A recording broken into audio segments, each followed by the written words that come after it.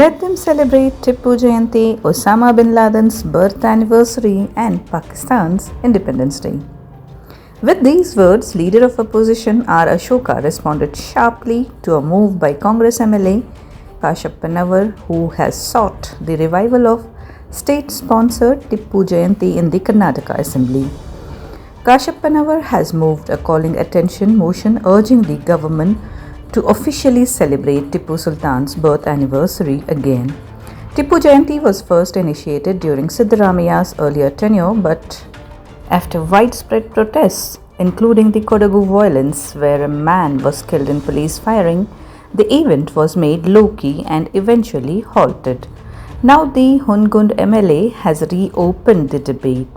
He argues that even BJP veteran B.S. Yediyurappa once donned Tipu attire and joined the celebration.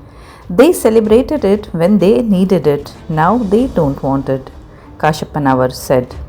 Within the ruling side, Waqf and Housing Minister B.Z. Zamir Ahmed Khan said he has been organizing Tipu Jayanti for years and that followers across the country continue to mark the day, including just last month.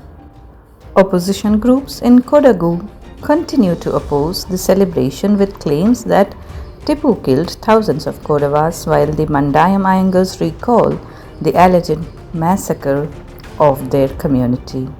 Events that historians remain divided on.